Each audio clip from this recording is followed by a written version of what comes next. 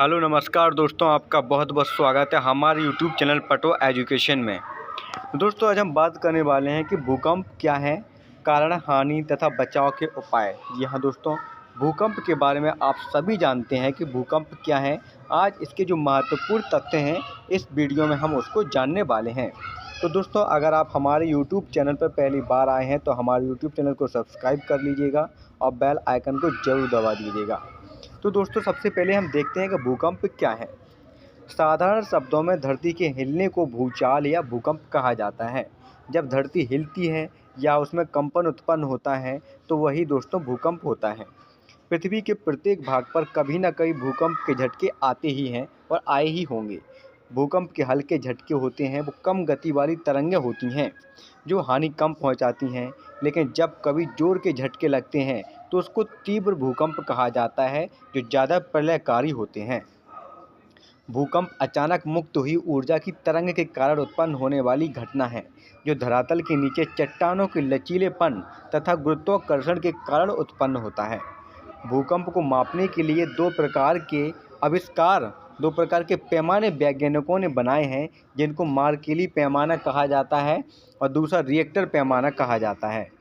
मार्केली पैमाना जो होता है वो 12 श्रेणियों में विभाजित होता है, जबकि रिएक्टर पैमाना जो होता है वो 1 से 9 तक संख्याओं में विभाजित होता है, जिसके आविष्कारक है चार्ल्स फ्रांसिस।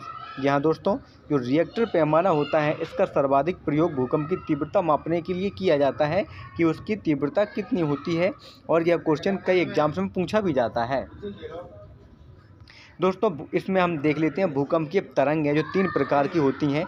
पहली तरंग होती है प्राथमिक तरंग, जिसको हम प्राइमरी तरंगें कहते हैं, और इसका जो वेग होता है वो बहुत ही अधिक होता है, 8 किलोमीटर प्रति सेकंड के हिसाब से, जो ठोस द्रव गैस तीनों से गुजर जाती हैं। दूसरी तरंगें होती हैं द्वितीयक तरंगें,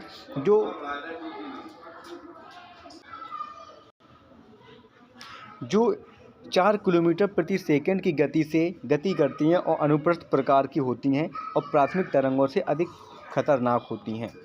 तृतीय तरंग होती है अपनी एल तरंगें, जिसकी खोज HD लब ने की थी, जिसकी गति 1.5 से 3 किलोमीटर प्रति सेकंड के हिसाब से होती हैं और सबसे विनाशकारी तरंगें यही होती हैं। अब दोस्तों देख लेते हैं भूकंप का कारण।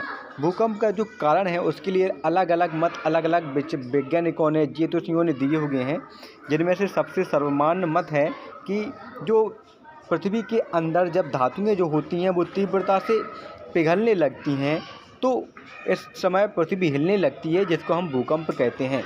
पृथ्वी के अंदर धातुएं जब पिघलती हैं तो वो ज्वालामुखी के रूप में भी बाहर आती हैं और भूकंप का कारण बनने लगती हैं। तो दोस्तों भूकंप का सबसे मेन गुरुत्वाकर्षण बल और पृथ्वी के अंदर जो प्लेटें हैं उन प्लेटों का अपने स्थान से खिसकना, धातुओं का पिघलना, इसके कारण भूकंप का आना होता है।